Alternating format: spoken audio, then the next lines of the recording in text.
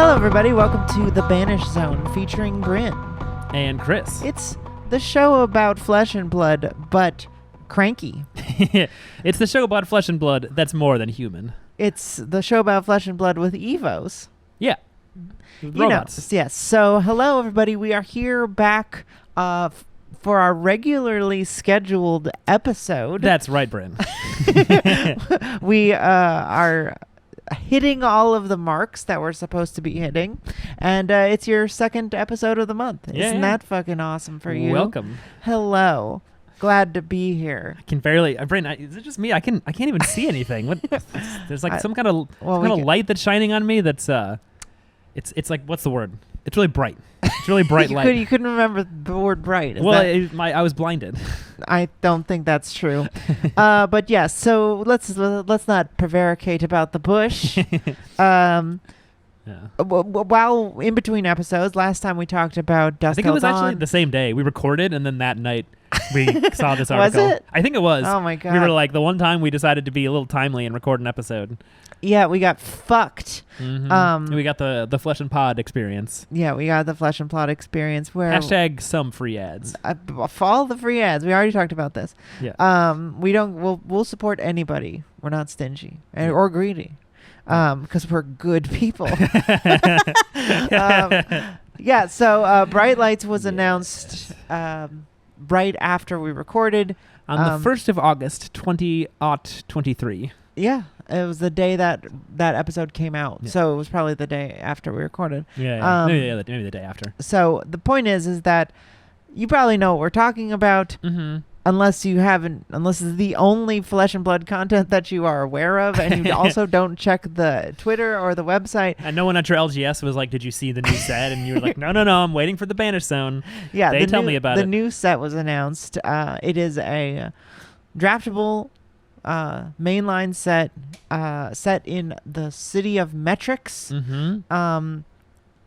which we talked about last episode a lot about the card back theory. Oh yeah, we were talking about which we'll get there. We'll talk about why this sure. kind of breaks it, and why it's an interesting thing now that it's probably not. It's definitely not what people said it was going to be. Yeah. But it's definitely it's certainly not broken completely. But we'll see. We'll find out. So this is Bright Lights. It's set in Metrics. The name of the set is Bright Lights, which I think is a weird name. No one's talked about it. But I haven't heard anybody mention, like, there's not that many sets that are, there's only one other 2-word. Okay. One, Arcane Rising. Mm-hmm. I don't know. For some reason it feels, I like the name. I think it's cool. Yeah. It's different. It's just weird. The whole set is weird. It's like a very weird, distinct. It is one of the weirdest sets they've ever released. Yeah. So, as I'm sure everyone knows, it's an all-mechanologist set, which is also a first. Yes, it is a first for having only one class in the set, which I think is so interesting. Yeah. And I really love the way they are trying to make draft easy and fun. Yeah. And they're iterating on draft constantly. It completely makes sense to me that we're getting a set all mechanologists, because mechanologist is the only class that has been so deeply ignored for a very long time. I believe Arcane Rising came out, I want to say January of 2020 or like in 2020. Yeah. Well, because the game came out in 2019. Right, it came out right before COVID. Yeah. Yeah, I feel like some of the launch parties were like near the end of the year. I definitely don't know. I wasn't there. Yeah. If you haven't listened to the show and take notes on our personal life, me and Chris got into the game at the beginning of, or the very end of 2021, right before. Beginning of 2021. It's been 2 years. Now, I think. Right. No. No. At the very beginning, it's 2023. We got together at the beginning of right at the end of 2021. Oh yeah, you're right. Right before Everfest came out. Okay. Yeah. So then 2022 was our first full year. Yeah. And then, which was the first Pro Tour, and then this year. Right. Yeah, it's time 2023. flies. Okay. Yeah. Or it doesn't fly. So it hasn't even been 2 years we've been playing this game? No. Okay. Not at all. Feels like a long time. Man, imagine how good it'll be in another year. Imagine how good the game will be. No, how good we'll be at playing. Oh, you'll be really good. I will probably be exactly as good as I am now. You're good. You're getting better. Well, I'm fine, but I'm not trying to be as good as you are. I don't have the Karate Kid montage mentality that you have. You have the back of the head strapping on the bandana. Oh yeah. Sleeving up the deck box. Mm-hmm. Yeah. Doing reps, staying up and testing with our friends. Yeah. Pouring over Talishar Fabry stats. Pouring over stats. I am going to 1 or 2 maybe events a week and then not thinking about it. Otherwise, no, that's not true. I think about my decks a lot, but I don't practice. I have a lot of work and life to do, and that's fine. I like it to be a fun thing that is a fun hobby. Yeah. And not a passion that I dedicate my free time to, like you do, which I think is super cool, and it's always very exciting to see you win. It's very cool. We love to win, folks. We love to win. I mean, I feel bad because I beat people who do spend that much time on the game, and they're just like kind of mad sometimes. I don't know. Sure. I mean, it's just like no free wins in this game. I'm not saying I'm bad. I just I don't put like a ton of time into. You don't realize your potential is what you're saying. This is not what we're talking about. We're talking about the mechanologists. We have been into the game since the end of 2021. December 2021 is when we bought in. Yeah. Since then, how many mech cards did they print? Like 15? There was a few in Everfest. Everfest had a decent amount because that had Teklo Pounder and then some other weird ones like Zoom In and stuff like that. Yes. Well, sure. So they released Dash and the entire mechanologist class, quote unquote, which who knows what that means. Yeah. James White has said it's a weird class or funky class, I think. Yeah, it's got Funky Kong mode in it. It goes Funky Kong mode. Yeah. And since that was it was released March 2020. Damn. Was Arcane Rising. So it has Arcane Rising and COVID, same time. Basically. Exactly the same right time. Around the same time. Yeah, they were probably putting it out. That had to suck. You're like, time to put out my only in-person card game. Oh, nar. Nar. I mean, look, they're in it. a great place right now.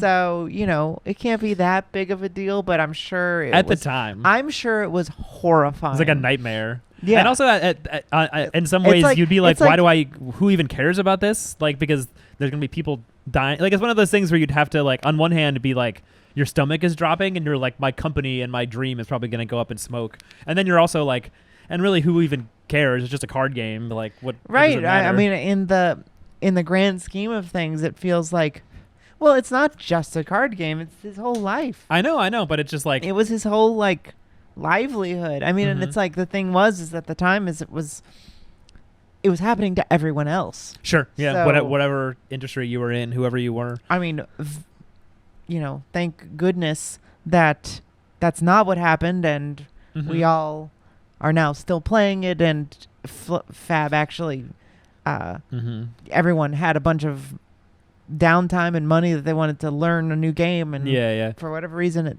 it kind of powered through. But that's neither here nor there. It probably was very horrifying. Yeah. Anyway, since Arcane Rising, this is a very tangenty episode. Tangenty?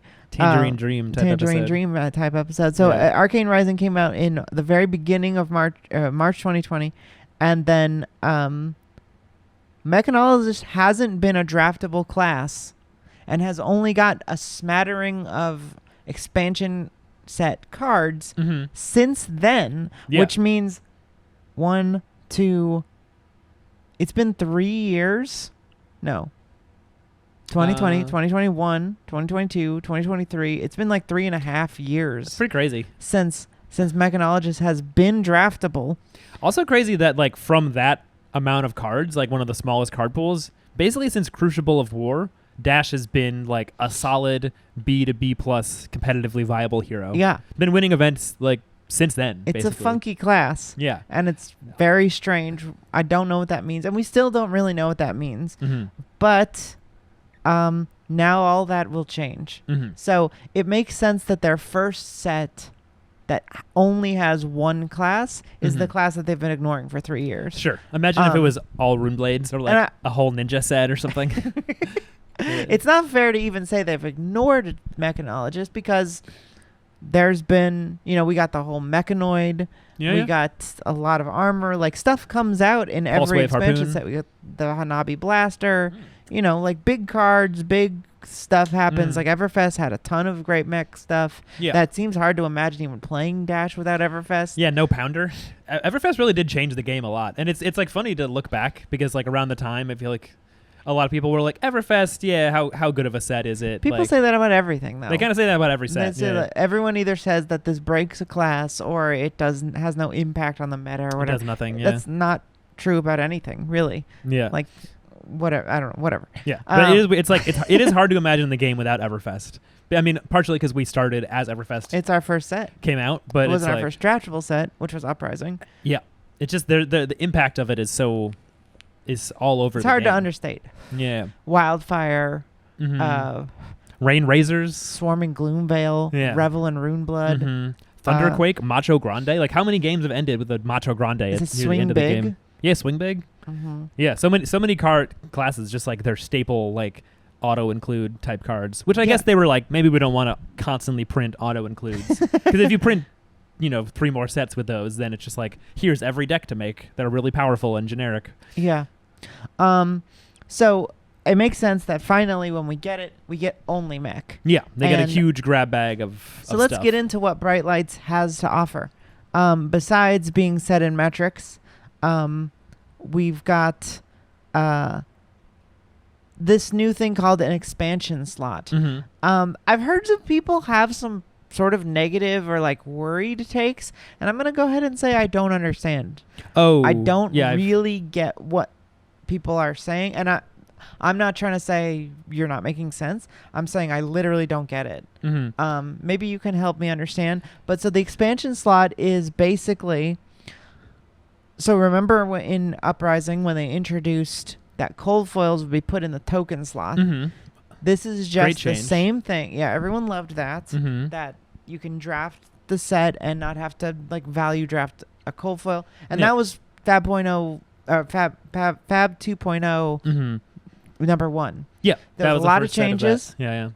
And one of them was that there would be no first edition or unlimited edition. It would just be the one set. There would still be cold foils, but they wouldn't come in a draftable slot. You had to take them out, and you got to keep it if you pulled it in draft. Yeah. So genius, perfect. Great change. Thank you very much. Yeah. So far, Fab 2.0 has been very successful. Highly successful. It's been really good. And I mean, one day we might get 3.0, whatever that means. But liquid flesh and blood. Mercurial flesh and blood. It's in a plasma state. A gaseous cloud of flesh and blood.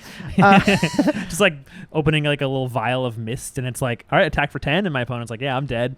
Breathing in the mist. The meme of the guy holding up the vial, like, finally, Fab 3.0. Yeah. So, but this is sort of just the same thing. It's more of that. Yeah. It says one assumes the cold foils still have that, and then also this. It says the expansion slot replaces a token in around 1 in 15 boosters, similar to how cold foils have replaced a token slot in recent Flesh and Blood boosters. And it says that the expansion slot are cards with higher rarity that are either expand the story within the wider world of Wraith. No one knows what that means. Yeah. If I had to guess, I would say something like Morlock Hill. That like sort of Mimi Kasai card that's like sacrifice Minerva or banish Minerva from your hand or arsenal to prevent dying, and it's like sort of like a storytelling card. Or maybe they just mean let me finish the list real quick before I comment on what you just said. Expanded the tournament card pool of classes and or talents outside the core focus of the product. Serve as an avenue to reprint key cards such as Tunic, which was one of the cards possible to find in Bright Light's expansion slot. Also very cool. Yeah. So they're reprinting Tunic in this set. Everyone's very excited about that. And they're removed from the pack in draft. Same deal as the cold foils, Sure. like we just said. You can't play So, Tunic and Draft. Yeah. Let me just say this. Go ahead. The second one is the one I sort of understand. Expanding the tournament card pool of classes and or talents outside the core focus of the product, meaning not metrics. Yeah. Okay. That means unique cards, game relevant cards, right? Sure. Like yeah. A new cards that go warrior on your deck. card. Yeah. Or equipment or something. Or I guess mechanically unique. Yeah. So the worry I hear here is, won't that make them insanely expensive? Yeah. And my opinion is no. Like, I don't see I don't see how. Because, for example, let's say Revel in Runeblood. Yeah, a card like that. Do you get a Revel in Runeblood every time you open a box of Everfest? I don't think so. No, of course not. How many M's are in Everfest? Like 70 or 80 or something? I don't know. We could check. Yeah, but a lot, probably. The point is a lot, and you don't get one every time you open a box, but that card stays around $10, $15. Yeah. So I think it's pretty unreasonable to say that putting a mechanically unique card in that slot means that it will be necessarily extremely expensive. Obviously, $5 to $15 for 3 ofs isn't cheap. Sure. But as a Majestic, which I'm assuming most of these will be. That's a good point. What rarity would they be? Because they're I'm like assuming they're going to be Majestics. Sure. Considering there are a fucking shit ton of Majestics in this thing. Oh yeah. Does it break down by? There are. Well, I guess it's not that much. 46 is more than the last one. I thought Dust Till Dawn had like 70 or something. Well, that's an expansion set, though. Expansion sets sure have a lot. Yeah. So I'm assuming there will be out of all of the Majestics. I think we can look, but I think that some of these sets had like 30 Majestic. I think Outsiders is 30 Majestics. Okay. Hey, what's I wanna Outsiders say. at? Yeah.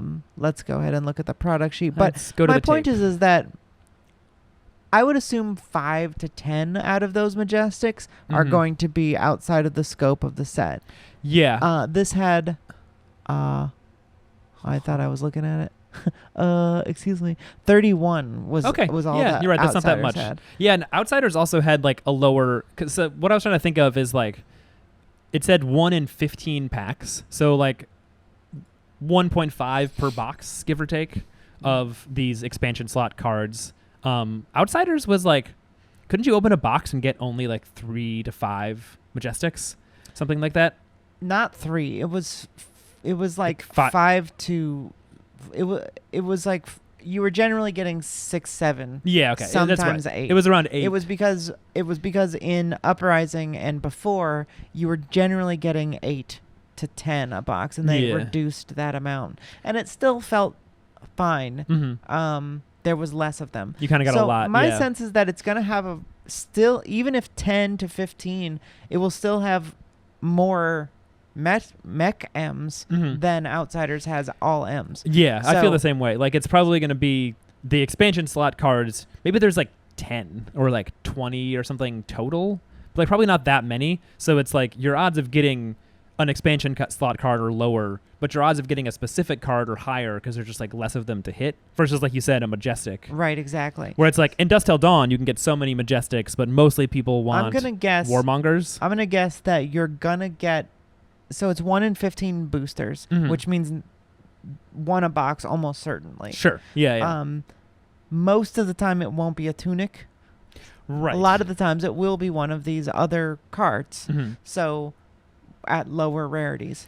So I just don't think that makes a lot of sense to me. Like, in that they'll be extremely expensive. The ones that will still be expensive are Tunic and whatever other legendaries they reprint. Right, that's the thing. It's like, it doesn't really matter how rare the card that they print is. It's like, if it's powerful enough that it's like a 3 of or an equipment you run in many decks, then it just ends up expensive. Like Codex of Frailty is expensive. Warmonger's Recital automatically is run it. $30 because Try 40. $40 because everybody wants it, Mm-hmm. and everyone can run it, and it's an interesting card that people are brewing with, and that's what makes a card expensive, not how often you get it per box. Yeah. Yeah, I mean, look no further than like you can go back and like some stuff. I think in History Pack, a Snatch is like $1.15 right now, even though it's only a rare, and like Sink Below sometimes is $1. Even cards that are only rares or even commons, it's like if everyone wants one, it ends up a little more expensive than some Majestics. Yeah, like, of course. I haven't checked, but I bet like a Sand Sketch Plan from History Pack is worth less than a Energy red potions Snatch. are worth like $5, I think. Yeah. It kind of just follows the trend of deck building, and so especially if it's like a class. And there are caps, right? Like commons don't go past $5. Sure. Did they Ever. go past $3? Yeah, I don't think so. Like, I guess Sink Belows are never going to go up to $4. Actually, I think they might. Red Sink Belows might be $4. Just regular Welcome to Wraith, like Black Border. 3. Yeah, something like that. They hover around I've seen it there like because that. it's like you gotta have them. You and need if 'em. you didn't, if you didn't buy them, if you don't have enough for every single deck you ever make, and you Maybe don't like want a to go Pummel look or for something. them, it's like those become kind of worth something. So, but it wouldn't surprise me if like the cards they print are like expansions for classes. Like it would be weird if they printed a generic in this slot. I mean, they have Tunic. well, you never know. You never know. Yeah. Let's see. Red Sink Below. We've got here 94 cents, so $1. But Plus, that's still if a rainbow foil is fucking $14. Why is this one $2? Oh, it's the one from the the Dromai set. deck that has the little symbol on it. Oh yeah, that is kind of cool. They're cool. Yeah. Maybe I'll get me some of those. Anyway, we have some. Yes, we do. We'll seal up, I guess. Yeah, you're right. They could print generics. We don't really know what's gonna happen, but like in the last few sets, like even at Legendary, like in general, the play pieces are actually pretty cheap. Like my point is that I don't. If you print M's in that set, I don't see them going any higher than Warmonger's Recital. And you can like that seems like the peak, like $40. Sorry, not Recital. Warmonger's Diplomacy. Yeah, kind of a mistake. My point is that I think that they are sort of more limited by their rarity, even within that slot. I don't think that slot makes them more difficult to hit. It just means that only that one comes in that slot. So maybe a little bit more, but it just depends on what it is. And if they were going to put a generic in this set, there is no... Is there any reason that there can't be generics?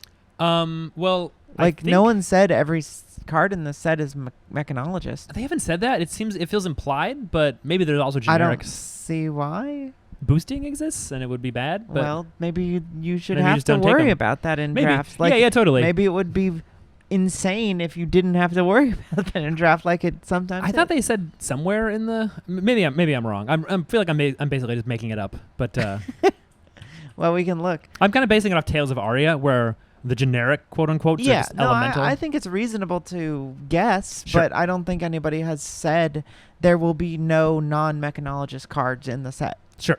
That is not confirmed. We know everything is playable in a mech hero, so at the very least, it's crack shuffle play, like because of that. Yes, but that doesn't mean there won't there's be not generics. Generic yeah, totally. That Majestics. definitely could be.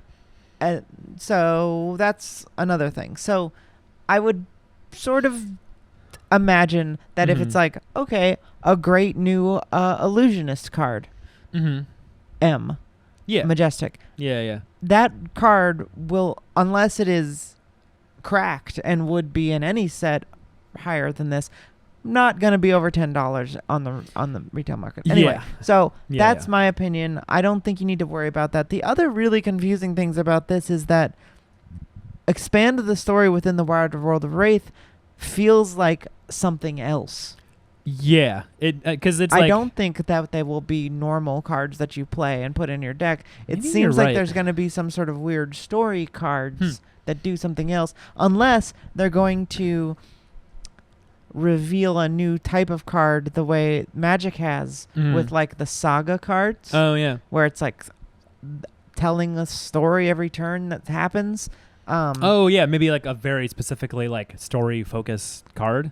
Yeah, I guess that's possible because like I was thinking, like I said earlier, about stuff like Morlock Hill, where it's like, but that is also still a tournament legal card. Yeah. Like tournament card pool. Interesting distinction, tournament card pool, which I feel like is very much like these are the cards that will be good, could win you games, could win tournaments, and then there's also different cards. To me, this implies a new type of card that is an art card or like has like writing on it that is. Oh yeah, I didn't think about that. About like it'll be some sort of like Marvel that like just expands the story. That'd be really cool within the wider world of. It could mean so many things. Like I don't know, and I have no clue what that means. But the idea that it means just like cards that have a little more flavor to them doesn't make any sense to me. Yeah, that does make. Now that I think about it, that makes a lot of sense. It's like to make that distinction, and that would also fit in well with the goal of like printing stuff that adds value and excitement, but doesn't actually mean you need to get that card, because it feels like more and more. I mean, that's like the ideal goal of any TCG is you're like, you want to make a great deck, pay $10. Not 10, but like it's cheap for a good deck, but also there's chase cards for collectors and there's stuff that has value. Because you need to like thread the needle of this weird paradox where it's like the cards have to be really valuable, but also affordable. And you want to get good stuff out of your box, but also not have it be expensive if you want to build a deck, or not too good. Not too expensive, but you want to have cheap. Huge hits. Too. You want great hits, but you don't want it to be so cheap. Yeah, of course. It's so difficult, but also crazy. I think they kind of maybe this is a hot take, but I think that they fucking have it down. Yeah. Like I don't think that this is a like I don't think it's weird to say at all that they've been doing a great job since Fab 2.0. Like they invented Marvels, stuff that is already printed. They're rares. They're easy to hit, except for the Majestics. But they're easy to hit. The Dragon's so easy. So good. If you want to play a Dramai in a tournament, you can just fucking pay 6 cents and get a Yenderai or whatever, Kyloria. Go through an Illusionist player's trash where they toss out all the regular dragons. Yeah, exactly. And that's fine. If you want to hit a big thing that's worth money, how much is Tumultai? $200 now? I don't know. I haven't checked in a while. Whatever. It's expensive, and it feels cool to hit. And you're like, yay, I win something. And that's the feeling you are looking for if you're into a game like this, and you're interested in opening packs, which not everyone is, and that's totally fine. Yeah. But if you are, that's what you want to feel. And I feel like ever since they figured that out, they've been pretty much killing it. I will throw light shade to my current favorite set, Outsiders, for skimping on the Marvels and making them fucking insanely hard to pull. They're really hard to hit, I've only ever seen like 2 pulled, and I drafted that set so much. Yeah, it was cracked constantly around us. We were doing that. I feel like there was a period of like a couple months where I played probably like 20 to 30 drafts. It was awesome. Like a lot. Such a fun draft set. I loved doing it. I would do it right now if I could. But I never saw a Marvel open. Exactly once in 2 times in prize packs. Yeah. Once at the Super Armory and once Ryan pulled one. Yeah, that's all I could think of too. Is like at the shop once, and the Super Armory was like 5 tables of 8 people drafting or something. It was big. The Fabled felt much easier to pull than. Yeah. And this could be totally anecdotal. I cracked the Fabled in a draft. Yeah. And I played with it. It was awesome. I wish I could do that again. This might be fairly anecdotal, but I didn't like that. It was tough. I feel like the Fable should be. I mean, I like that I have them. We had 2 of them for a while. They're affordable. I do like having them. I like a Fabled. Yeah. But having the Marvels be only 3, and then being so rare that I barely even saw one. Not as cool as having cool Marvel dragons every other, like, one a case, like that's a nice. A little more Marvels tossed in is cool, I think. But other than that, I mean, just the concepts around the way the packs and the boxes and cases are structured, I think Fab has been perfect. Like they are leading the charge of making things feel good. After having drafted and opened a couple packs, I should say. I did not spend very much money on this, but I did draft Lord of the Rings Magic. Oh yeah. Learning about how that game does hits and like really silos and like does the jerk like, oh well, you have to get above the harmonica and you have to buy this this little area to win this. You actually don't win all these prizes. You actually only bought this little thing. Oh yeah. Have you ever seen The Jerk with Steve Martin? No. Okay. I'm always making this reference. That's like my dad's era. Yeah. I feel like I'm following what you're saying. It's like a carnival game where you like have to pay more. He doesn't understand like that they should get a prize. He's like, actually, you can only get this little area. And it feels like that in Magic, where it's like, ooh, I spent $300 on a box.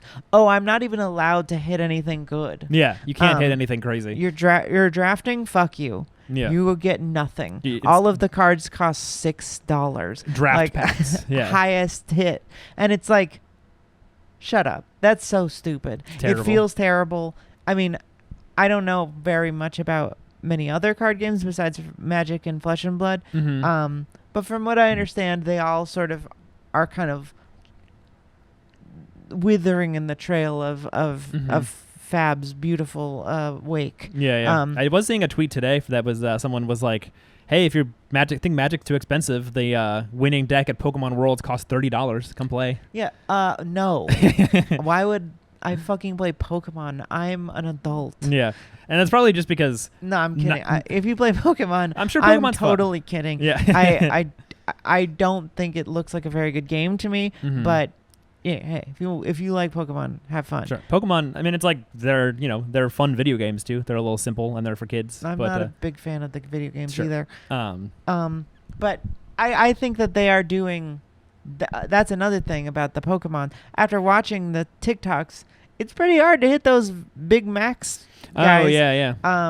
Yeah, because I think it's pretty rare. They do it. They do it in a way have where like a special kind or whatever. Yeah. I think there's just like there's rare treatments of the Pokemon, but then there's like playable ones that are cheaper. But also just 95% of people opening Pokemon are probably just doing it to collect and have fun or whatever. So then you can just buy single. There's just like an endless amount of singles. It's like no other game can really be Pokemon.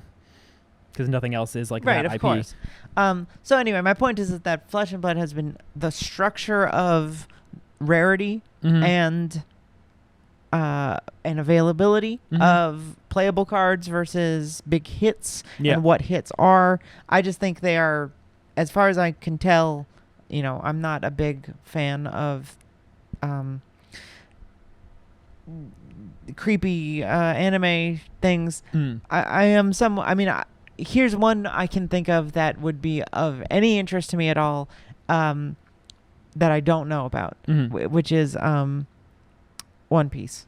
Oh, yeah. One Piece has good art, cute characters. Don't know how the hits are at all. Yeah. But, yeah, Grand Archive, please. I don't want to look at it. Thank you. I thought I was seeing some. It might have been in our own Discord. So shout out to you if I'm just referencing your post. That like One Piece has mechanically unique cards in like promo packs or like starter or some kind of thing that you like have to buy just to get those cards or something. That's also expensive. Okay, well, fuck something that stupid. Then. Yeah. I'm just saying I don't want to like. Hey, look, if you're listening to this in the comments on our Discord, tell me what you think. Who has done better with structuring rarity?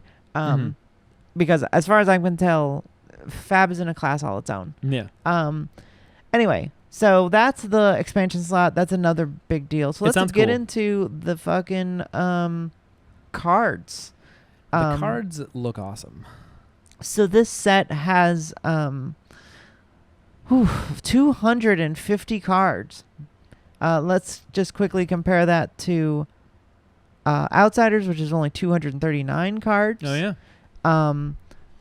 16 cards per pack, 24 display.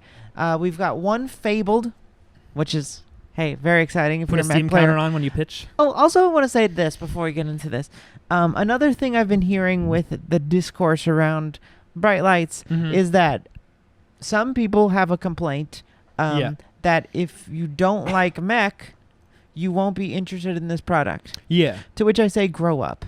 Like, not kidding. What the hell are you talking about? Yeah. I just think that's complaint. so crazy. Like, to me, like, the idea that you're playing a fantasy game where the only thing you want to play is based on, like, the aesthetic of the character is so strange. Because it's a card game, not a role-playing game. Like, if you were only interested in PvP or PvE, and then you wouldn't play this game because it doesn't exist yet. Yeah. This is a game about mechanics and feeling out like the flavor of something.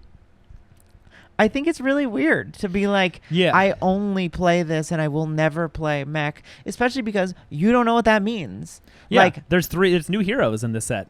Like 3 of them. Yeah. And I think that... Strange. I thought I was talking over you. No, go ahead. No, I think that, like, people say, well, I don't like Dash, so I'm not going to be interested in this product, is so bizarre to me because I don't even think you're going to want to run Tekla Foundry hard if you're playing Tekla Vossen. Like, I think that the type of deck and the type of game mechanics that you'll be playing are going to be so wildly different from what you think mech is. It's very weird to be like, I'm not interested in it. Because you're just kind of making a lot of assumptions about what the archetypes are. It will be as different as Kano felt from Icelander. Yeah. Like or Bolton to Dorinthia.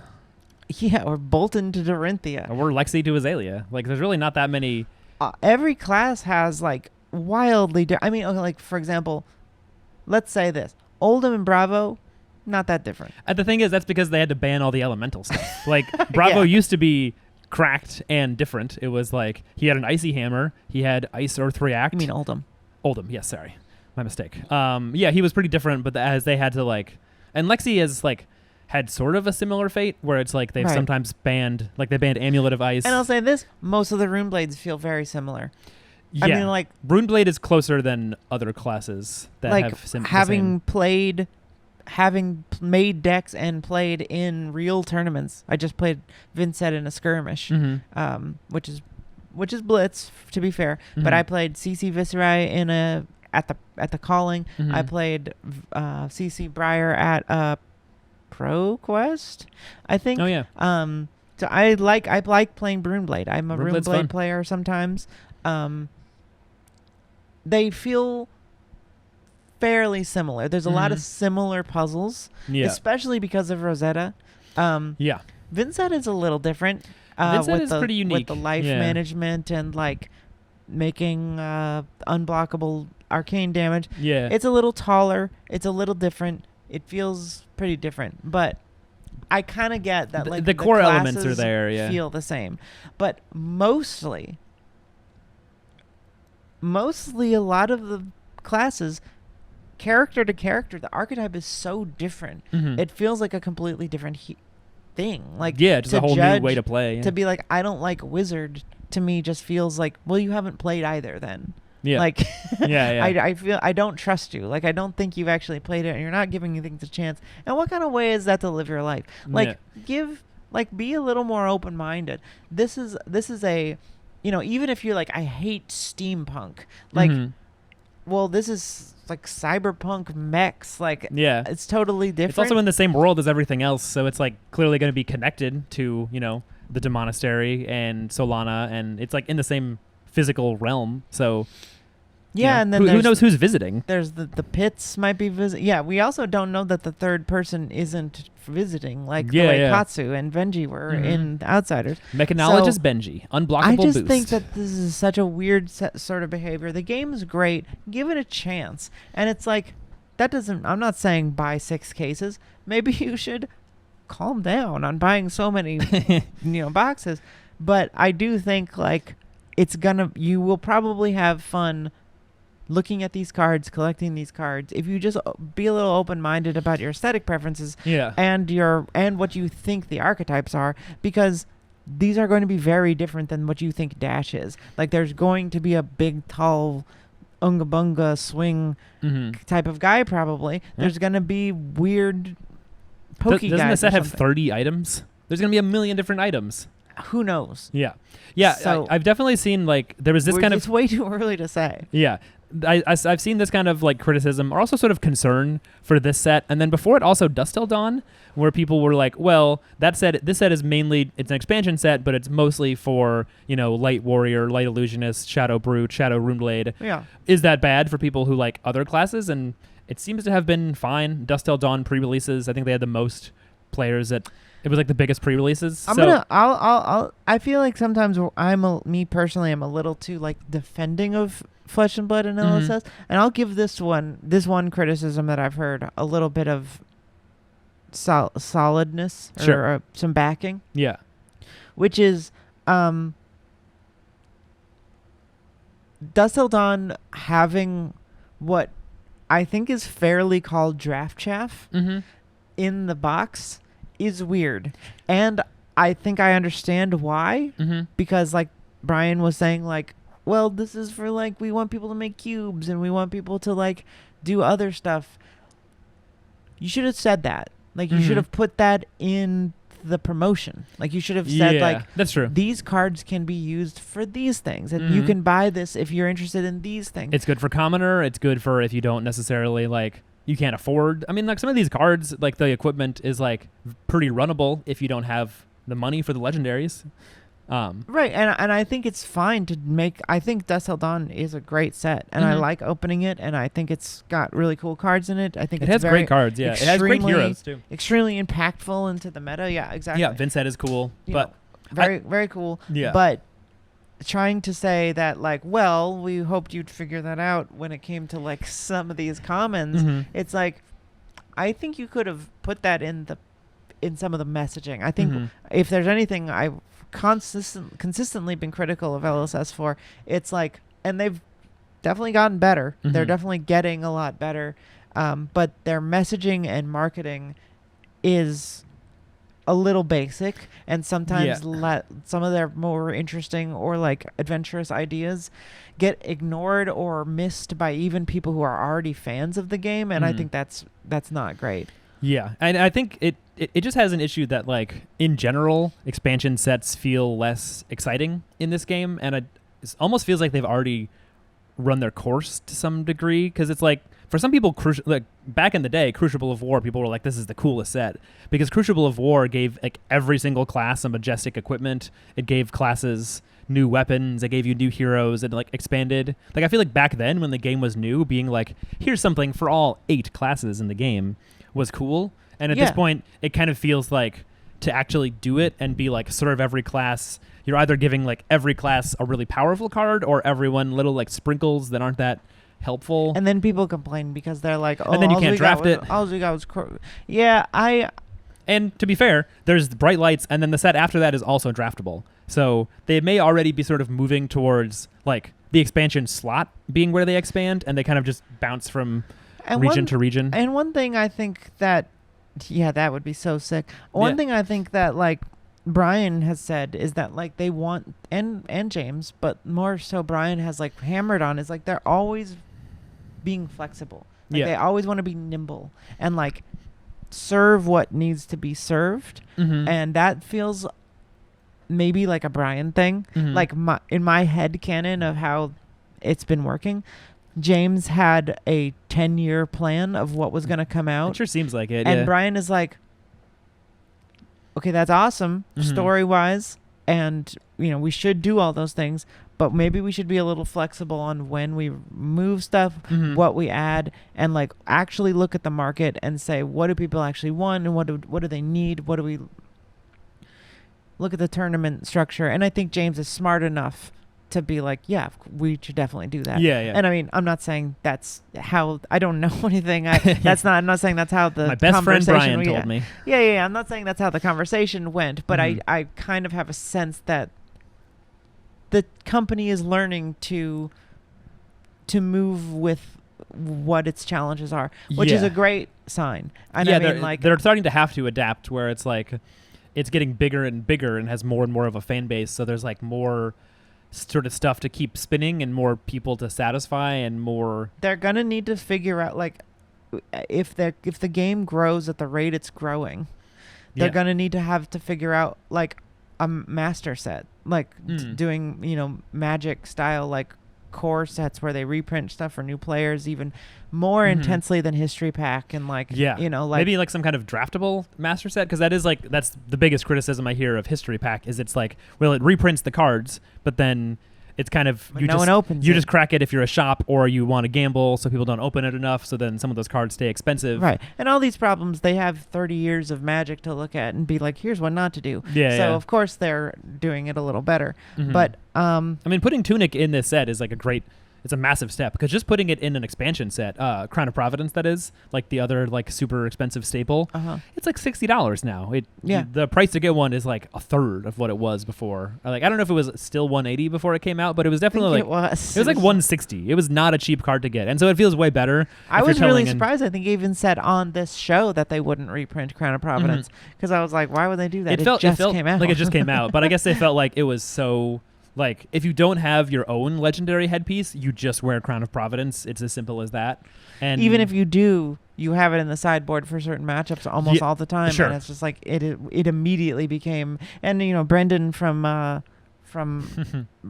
Arsenal Pass was right. He was like, this is the most insane thing they've ever printed. This is one of the most powerful cards they've ever printed. And yes, it involves the Arsenal, was I think his tease of that card. Yeah. Very powerful card.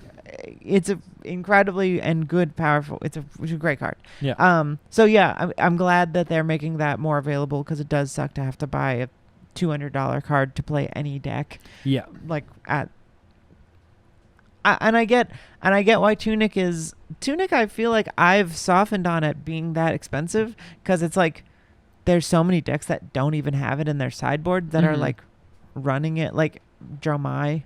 Like, yeah, totally. Dromai is relatively is like cheap. Dromai was second place at Pro Tour. Didn't have. Don't quote me on this, but I don't think it had. I don't think you run two. I think it's always Flamescale Furnace, because it's like part of the engine of the deck. So much better. Yeah. I think there's a lot of decks that are at a high level. Does Lexi? She does. Yeah. There's just not a good chest, unfortunately. But there's quite a few decks that are playing at high levels that don't even run it. So it feels Dash like never does, because she has Foundry Heart. It feels Bravo to me often like doesn't. less important.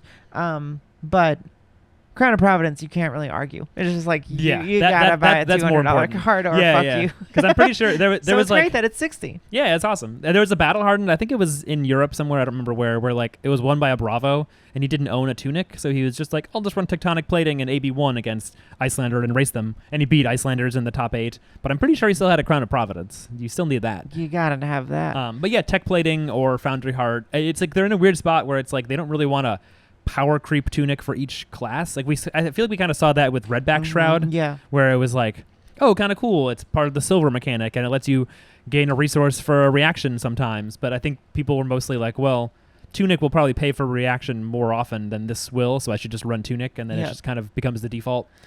And that's the thing. It's like weird. It feels weird to explain to people that it's like, it's not exactly busted. I mean, it is, because it's free resources.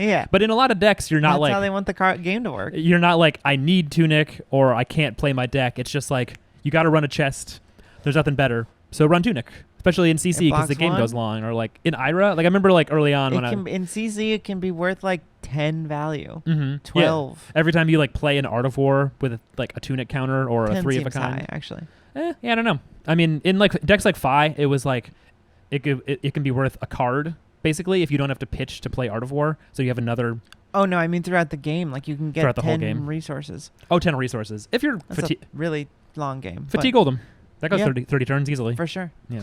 Anyway, let's get back into Bright Lights. Let's talk about it. One other thing, quick, that is genius, and I think it's funny that James gave an interview with Push the Point, I think, and he mentioned that this new set, people were going to have a lot of opinions about it. People weren't going to. But he was like, I think it's one of the most interesting and innovative designs in card games. Oh, yeah. And I think he was talking about this, which is that they put Jumpstart in a draftable set. Yeah, genius. Incredible. So this is called Crack Shuffle Play. CSP. Yeah, CSP, baby. CSP is what I'm going to be calling it for the rest of my life. Yeah. So learn that. If Standing I say outside the CSP, LGS, like rattling some packs, like, hey man, you want a CSP? You want to ride the lights? You want to do a little CSP with me, dog? CSP? Yeah, CSP. You want CSP? Perks, CSP? I got CSP. So 3 for 20. So yeah, it's $3. It's 3 packs. Any 3 packs you can buy from Bright Lights, and you can just crack them open. That's your deck. You pick your hero. You look at all the cards. Yeah. You pick your hero. Take out the tokens, shuffle it, and your weapon. have a hero, and you're ready to go. Play. That's pretty awesome. That's like a board game price, basically. That's like $15. Yeah, it's like a cheap board game. It's like buying fucking like, Simpsons Monopoly and playing with your family. Yeah. So I think that's really awesome. I think that's one of the cool new ways they're getting new players into the game. Mm-hmm. The first time I ever played Magic, which was less than a year ago. Oh yeah. Maybe 6 months ago, was Jumpstart. Mm-hmm. Jumpstart is an awesome product. I had a cracked Phyrexians and Vampires deck. You had a mono black deck that just I also pulled like a $60 card called Exquisite Blood. That deck had some really. You were like, okay, so this like vampire takes your life whenever it enters, and then like you had Phyrexians, which you could like pay life to do stuff. It was so fucked up. Yeah. Every time I lost life, he lost life. Every time he lost life, I gained life. Yeah. Absurd. Yeah. And then his deck was like some kind of green. It was a green red where he had like a legendary dinosaur or something. He like made a big dino guy. He was like trying to smash me, but I was like, I also had like graveyard recursion going. Some crazy shit going on. It was unbeatable. It was like so crazy. Yeah. So this could happen where you're just like. And I was like, okay, Magic is okay. It's kind of interesting. I still hate everything about its resource system, and I always will. Trash, and I don't think it's gonna get any better. It's the origin. It's the OG, baby. Mm-hmm. If you got a soft spot for the jank, like, hey, maybe Magic's your game. But I can't handle that shit. Yeah. But it is. It's also cool because this is very cool because you can play Jumpstart. It's the same price actually because Jumpstart packs are $7. Oh, and you only need 2, yeah. And you only need 2. It's also cool because this means that sealed is only 4, as opposed to, is it 6 usually? Yes. So that I assume sealed is even cheaper. Like pre-releases will be cheaper, and that is one thing is like about how much better a draftable set is than an expansion set. Like as soon as this was announced, I was just thinking like, man, I'm so excited to go to our LGS and play a pre-release for Bright Lights. Like I love Outsiders. And Outsiders made me fall in love with Draft. Like before Outsiders, I was like, I don't like Draft. I think Draft sucks. Yeah, you didn't have fun with it. And then basically, it's the only thing I want to play now. Like, obviously that's not true, but like, if I can have the chance to draft even Monarch, I've been like being like, oh, I'll draft a little Monarch. Monarch's fun to draft. It's been interesting because it's like we've gone back in time, and so it's like I'm really seeing all the things that they like fixed in even Uprising and Outsiders. Like you can see where they were like, here's where we were before, and you go play it and you're like, well, you got to draft the cold foil if you hit it. There's all these bombs. You can just draft a Luminaris and then like your deck is stupid.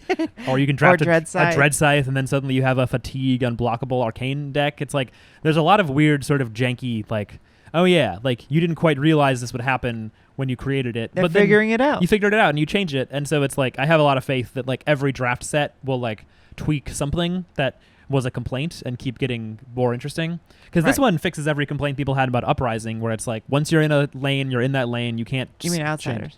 No, Uprising. Oh, well, Outsiders fixed that too. Yeah, Outsiders fixed it too, but this one is like even more so. Like there's no getting cut because you can run every card. So it's like, who even knows what, I'm sure there's going to be like prescribed cards that it's like, this is good for Teclovacin, this is good for Dash.io. So they even put different borders, and this is the first time they've ever done this. Actually, now we're kind of far into the episode now, but we'll go ahead and... Thanks for hanging out as we get lost in the sauce and ramble. We'll start showing you some cards. We'll start with Evo Steel Soul Memory. Here it is. Can you believe that's a Flesh and Blood card called Evo Steel Soul Memory? This is lots of really crazy shit are going on in this card. Yeah. I'm just trying to look. Can you see anyone? Yeah, in but the look at your face. Oh, because you're putting your. I'm inside the mech. I didn't mean to. Yeah. So sorry, non-audio or non-video listeners. So this card is a. It's a Mechanologist Action Equipment - Evo base head. Yeah. It's a base head. So it costs 4. It pitches for 3. It blocks 3. It has temper because it goes in your deck, but it's also a armor. Yeah, one assumes when if you block with it, it just goes to the graveyard and it blocks 3. It also has this. Let's see if you can see my mouse. It also has the M all the way here on the edge. It looks different. It's weird. Yeah, which it's rocks. Very different. I love it. I think it's so cool. I also like that even though the set is called Bright Lights, the set tag is Evo. Yeah. The same as Toa, where they were like, we don't want it Toa. It sounds like toes. Let's just call it ELE. Like I think that is because both of those I think were because Evo was the code for the set. Like they were internal. I think Elemental was like, this is the Elemental set. Yeah, and totally. So they like started getting to the point where they had to design that before they finalized the actual title of the box. I could see that. Yeah. I think that kind of explains it, but it is fun. This says if you have a base head equipped, transform it into this, then equip this. Sure. Not sure what the difference is. We're gonna have to have some judge rulings. Transform. I guess you have to equip equipment. Right, that's but if you already had that head equipped, wouldn't it be?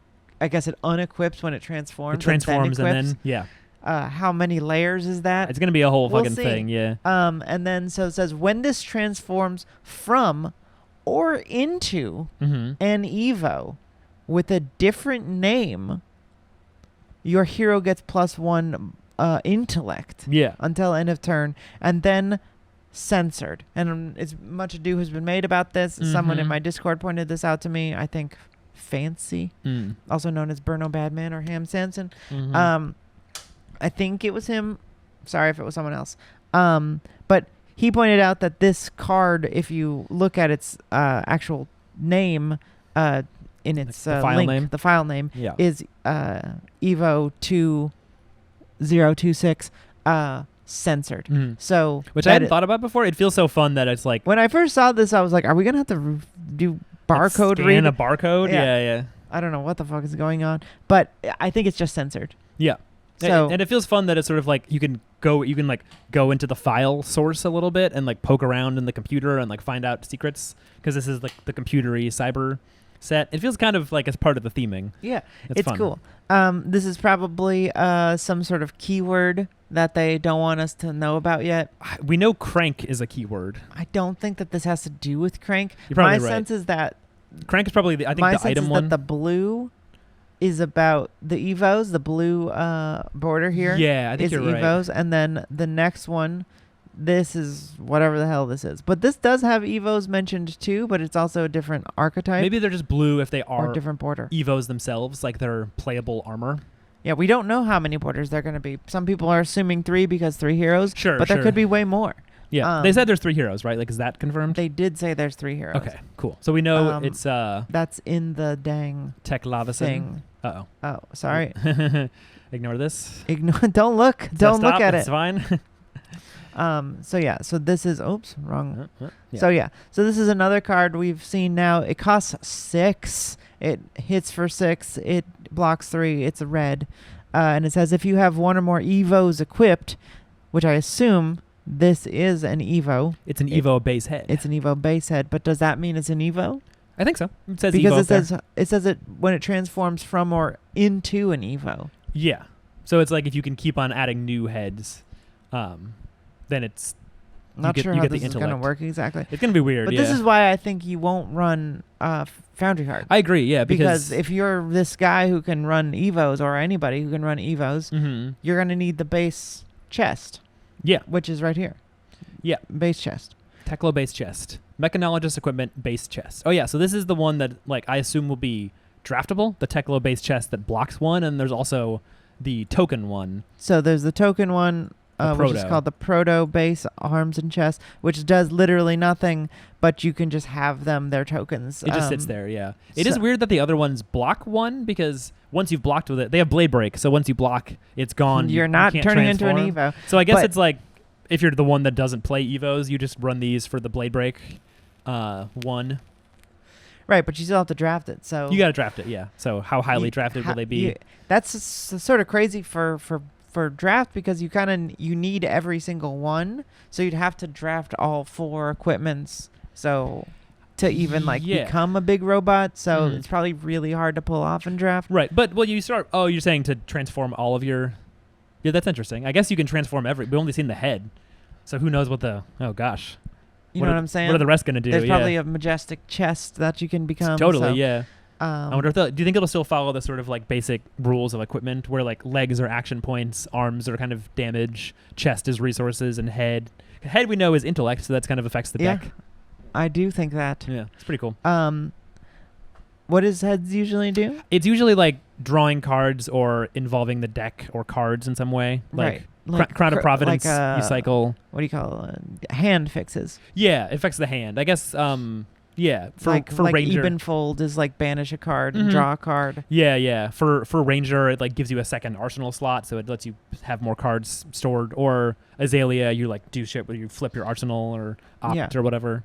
Yeah. That's pretty vague, but I know what you're saying. It has like a thematic, it's about your mental. It's the most open-ended, as opposed to like chest is resources. That one is like pretty consistent. Chest is resources. Like, makes resources it's in your some heart. way. Yeah. Your hands can do anything. It's kind of damage. But it's often buffing. Damage or reactions or something like kind of effects. Except for Grasp of the Arknight, which is insane. Deals 1 damage. And legs are about give and go again often. Yeah, legs are action points usually. Yeah. If you have one or more Evos equipped, this gets when it hits a hero, they discard a card. I'm reading Terminator Tank, which is the name of a Flesh and Blood card. Isn't that crazy? Pretty awesome, yeah. If you have 2 or more, this costs only 3 now. If you have 3 or more, this gets overpower. And if you have all 4, if you're a big Terminator Tank, this becomes if you have the Yahtzee, it becomes a 3 for 9 with overpower that has a pummel effect on it. Yeah, that's nuts. Which is like, fuck you, man. That's crazy. Yeah. I like it, but it's crazy. Levia, to have a 3 for 9, needs to banish a 6 from the graveyard. And it also doesn't do anything else. Yeah, it's only 1 card. Yeah, obviously you've had a lot of setup, and then you have to put these on your head or whatever. Sure, yeah, but those seem good to put on your head. It's not that bad of a turn to like gain. Like how much? 3 temper is block 3, then block 2. So you play it, and you're like, it's crazy, gaining 5 life basically. Yeah, and so good. Mr. Teklavison, he's the new hero. Oh, here's one thing I don't like. He's majestic. Why is he majestic? That's weird. I don't get why the adult one is majestic. I mean, you can draft him, so that's fine. Hopefully he appears. Like, where does he appear? Like, is he in the token slot? What if you... Yeah, I don't get, like... Maybe he is in the token slot. Like the expansion slot or whatever? Yeah. Maybe? I mean, it does support tournament play, but then that means it's hard to hit. Like, honestly... No, it won't be that hard to hit. You'll get it as much as Vince said or whatever. Yeah, but I mean, those are only cheap because you literally only need 1 of them. This is one thing that I was like, what? I don't understand. Because I do not want to be drafting the set and then have a fucking Teklavison that I have to pass. I have to hope that they understand how draft works enough to not do that, but then I'm just like, why is he majestic then? What's the deal? Right. It's strange. It's strange, and I don't know what this means, but hey, we will see. And I maybe the other side of this majestic Teklavison is a card you can play? Can't imagine. Yeah, exactly. I don't know. I just can't imagine that would be crazy. I can't imagine that they would do something so obviously wrong. It's just like stupid. It's like worse than a bauble going around. Yeah, it would be terrible. Yeah.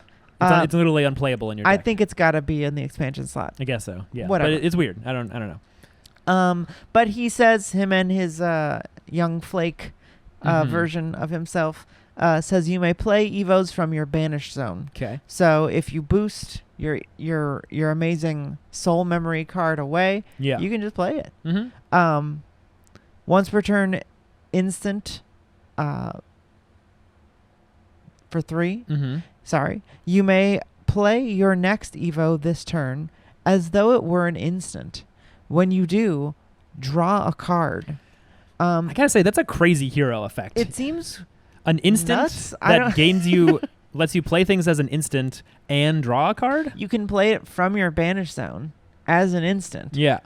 And then draw a card, so you're card neutral. So you're turning a blue into equipping...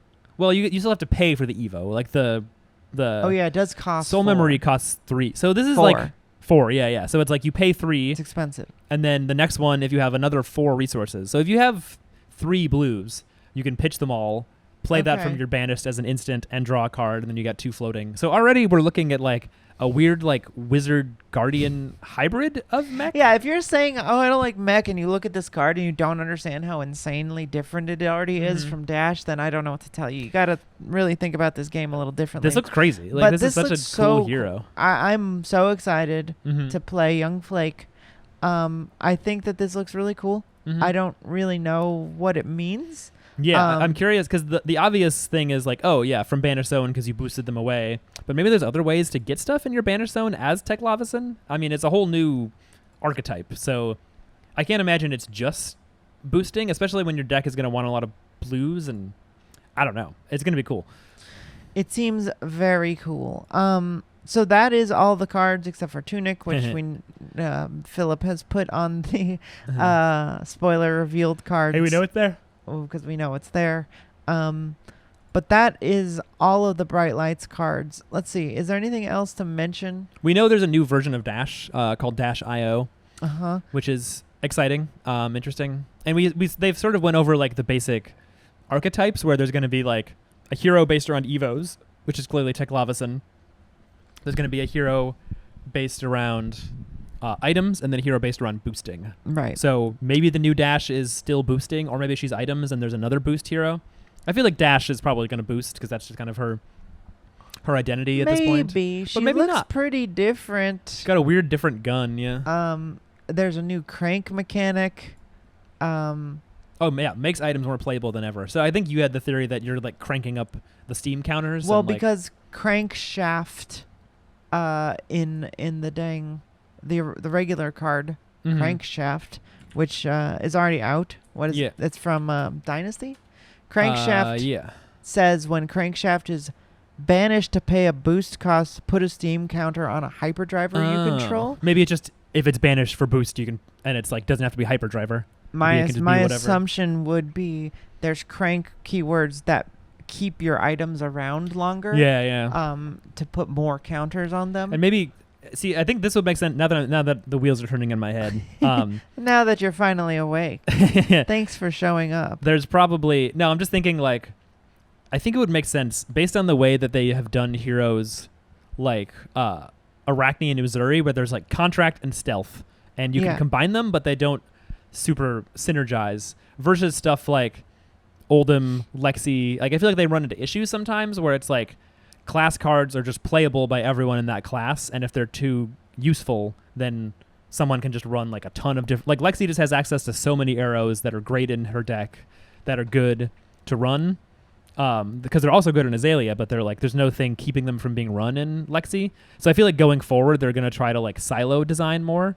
So maybe it's gonna be a hero that is like has a crank keyword on their hero ability, and it's like that lets them use crank stuff to buff up any item, and maybe normally they do less. So you can't just make like a crazy crank old Dash deck. You have to like compromise, would be my feeling. Yes, I think that as well, because they're not going to, you don't want to break you don't want to break original Dash. It's a concern because she's already good. She's already really good. She wins callings, and like what happens when she gets a lot more cards? We are going to see, but we are getting a lot more cards. Just wanted to point out, we didn't actually read this, but it's one fabled, 7 legendaries, one of which I assume will be Tunic. Yeah, and my guess is that's the only reprint. I don't see what else needs a reprint, of legendary. I think it will say Evo on it. I think it'll be a new Tunic. It'll be cool. What if everyone wants the Tunic that says Evo on it? That'd be funny. 46 Majestics, which is a little more than, maybe it's like 10 more than Outsiders. That's a lot, yeah. 56 rares, 129 commons, 12 tokens, 9 Marvels. Oh, yeah. So that's where I'm really excited. 9 Marvels. Because we got 9 Marvels coming. It's probably the mech stuff. You can equip. It's got to be the Evo stuff. Ooh, that'd be cool to have a full Marvel like equipment. I'm not ever going to have that because I would never buy something like that. But damn, will those be fun to hit and trade? That'll be cool. Very exciting. Cool to see on stream when someone is like a mech diehard playing like full Marvel Dash. And again, you don't know what they're going to look like. They're going to be probably really cool. There's probably 4 for each head. Like the head, 4 for... There's probably 2 archetypes of mechs, right? Yeah. Maybe. So... And then one other thing, maybe a weapon, Marvel weapon, a new Marvel gun or something. We don't know. The point is that it's all very exciting. What I wanted to say is that there's so much new stuff that they're coming up with to just little inch by inch make new players happy, make people they have underserved, classes they've underserved, really fleshed out, new story ideas. I think the set is going to be amazing. I think it looks so cool. It already looks so. I'm so excited to play sealed with it. And let me tell you this: I don't even play mech. I'm not even a mech head. Not yet, you aren't. But I'm not. But maybe I will be when I've opened the set. Look, if they really are going to print, I mean, they could be printing like 15 cards that are good in OG Dash, and she could still become busted. If they print one mech D-React, OG Dash becomes busted. So I'm ready to hop on the train. I don't know if I think I agree with that. Yeah, go off. I don't think I think having a sink below in your deck that doesn't matter, that like you can still boost, that's not a big deal. I think it's a pretty big deal. I don't think it's that big of a deal. Ask a Dash player. I don't know. I could be wrong, but I'm just saying like because then you have a card in your hand that you have to block with. Yeah, but if you're playing defensive Dash, that's great. You block and set up, and then you win the because Dash has such an insane end game where your weapon becomes the best weapon in the game, and you can like deterministically get there. Just draw your cards, play them, play your items. Oh, you mean if you're fatigue Dash? Not even like full tree frog, but just like mid-range defensive. Here's the thing: we saw the traps that are D-reacts that are 3. Yeah, it's not as big of a deal if it's a D-react that's 2. That's true. If it blocks for 3, then sure. Then it's not less busted. It may not cover up the there's no way they make it a mechanologist. I'm sure they're going to. They're not going to make it a 0 cost sync like 0 for 4 that also says mech. So. Yeah, I think that's true. If that's a little too scary or that might break Dash, then I'm sure they know that. But I'm just saying, like, not to say that they don't make mistakes, but I do think that they are probably aware of how cracked that would. They can see tournament results and they can see like hybrid Dash very consistently top 8ing or winning callings. Like they're not going to give that deck a like auto include card. She's not that good. I haven't seen her in like callings recently. Like. Yeah, some of the more recent. I think she actually had like a really bad win rate at the calling Birmingham. So that's the thing. It's like she's a very C tier hero most of the time. I give her B tier. She's relatively fair and like she's just like predictable right now. So right. I just like if they print enough cards that make that deck better. She has good matchups. Yeah, and she has quite really good. bad matchups. Yeah, so I think it's okay. I don't think that they're going to. Also, it's fine if they break her. Like they broke Lexi. Hey. It'll be fun. I'll play Dash. I'll be happy to jump on the train and be a Dash main. But again, we've talked about this before. Dash currently has no hero text. What we're talking about is a card pool.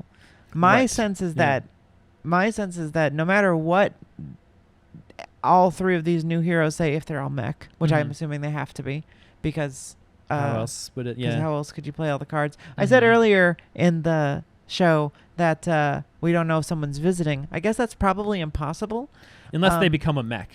Like Icelander was like visiting Volcor, but then she was still icy. That's true. But yeah, Mech Benji, mechanologist. Whatever. Yeah, I don't know. Mech Brute. Whatever that would mean. Just discard random cards. Yeah. Boost random cards. Shuffle your deck and then boost the top card. Doesn't make a difference really. But no, it's probably just 3 mechanologists. It's probably 3 mechanologists. But whatever they say, there will be no reason to run original Dash really, unless the items are so broken that you need like that first starting one with out. one. Yeah, I don't know. So powerful. I can't. It's hard for me to imagine. I think they like. Basically, it's weird to imagine. My sense is that they knew the reason Dash is in the set Dash 2.0 is because they're Dash IO, excuse me.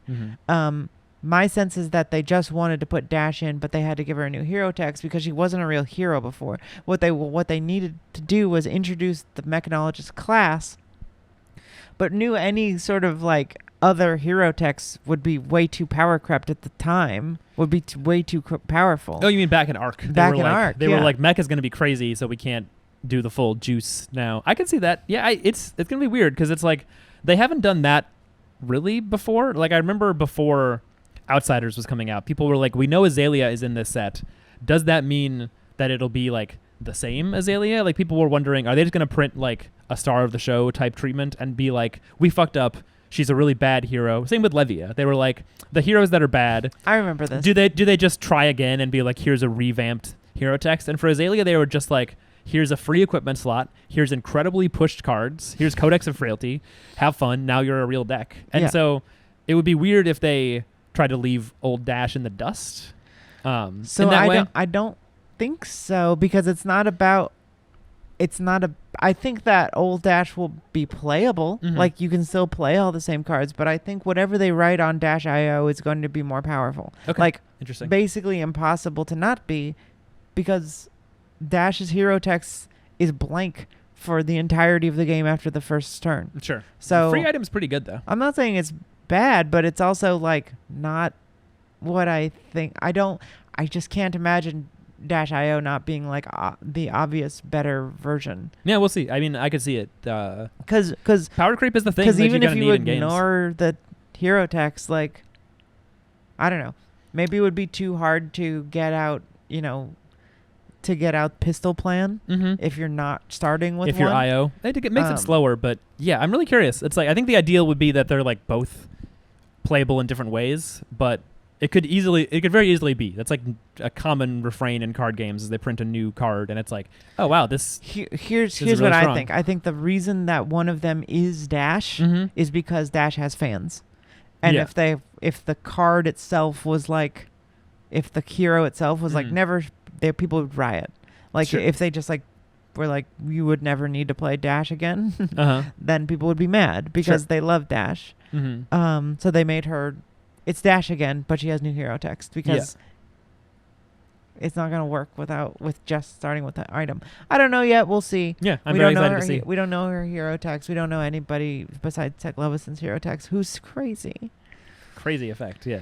All right, do you have anything else to say about the state of the meta or anything before we get out of here? No, I think I'm good. Okay. Thanks so much, everybody, for listening to Banish Zone. This is how often the show should come out. Every 2 weeks. We are planning on doing this. End of the month, you'll hear from us. When is spoiler season? Are we going to be deep in spoiler season by then? Spoiler season for Bright Lights will not be deep. I think it starts September, maybe? September 29th is pre-release. That doesn't necessarily mean when spoiler season is, though. No. Pre-release is, hey. So Nats is, for us, at least, October or August 28th, I think. Coming up fast. Oftentimes, we start seeing some cards being revealed at big events like this. That's true. U.S. Nats probably will be some of the first cards. And, they're all happening around the same time. Oh, yeah. That'll be fun. So we'll probably see some more cards then, and then after we get back from Nats. We're going to try. I am not playing Nats, and my plan is to... Oh, yeah, this is kind of a fun announcement, I guess. We talked about this a little bit, but I don't remember what I say. I can't remember what I did yesterday. So I just wanted to say, I'm going to try a little bit harder to do a vlog, as said. It's coming back to me. We might have said this last time because we were being but I'm going to try a little harder to do a vlog, have some content up even around Nats, maybe even bring my computer and upload there. Oh, wow. Going to try and do some fun stuff because I'm not playing. My plan is to play UPF, do as many stupid draft things as I can do, and hang out with the people who want to hang out. Hey, I bet you can play Outsiders Draft while you're there. I'm going to. That's my plan. Yeah. I hadn't even thought about that, but yeah, do it. So if you have any ideas for what I should play for UPF, please DM me. I have some ideas. I don't know if I want to play what I played last time, but I'm very excited for UPF. I feel like you should switch it up. You should always leave them guessing. If I get a little bored, I might play the Battle Hardened, but I'm planning on just having fun, wheeling and dealing, hanging out, having a great time in Vegas with all the people who will be there. Sorry for the people who won't be there. Battle Hardened's fun. I feel like it because it's going to be Blitz. It will have like a little bit less of a competitive edge than the Calling. It also can feel like a little bit like a side event, even though it is like hundreds of people playing. I had a lot of fun playing in a Blitz Battle Hardened. I might not. It doesn't matter. I'm gonna bring every type of deck, but Yeah. whatever. Anyway, point is that I think we are going to be able to do every 2 weeks going forward, at least until November when I am on tour. Sure. I guess. Don't tell anybody, it hasn't been announced. But I will be. We're getting in the swing of things. Yeah. So, I guess in 2 weeks is going to be right after nationals, right? So or like during nationals. So either way, you're going to have content from us. But we will have an episode probably right after nationals. Yeah. We'll have a lot to say, I'm sure. Yeah, I'll be recapping my victory, I'm sure. Yeah, Chris will be winning nationals. Mm-hmm. Beat Michael Hamilton and Michael Feng. And Pablo Pintor somehow. He's there. He's in Spain. He's doing an American accent. Hello, I am Pablo. I am American player. Am Peter. I am Peter Pintores. I play Flesh and Blood. Yeah, that's what's gonna happen. But he'll lose to me, unfortunately.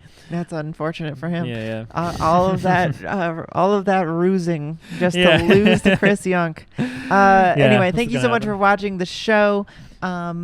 Thank you for listening to the show. Whatever you do, you can like and subscribe and good to do. Leave a comment down below. Tell me why I'm wrong about everything. Right there. It's over down here. there. You could do it on the Discord. You could do it up on Twitter over there. I don't know.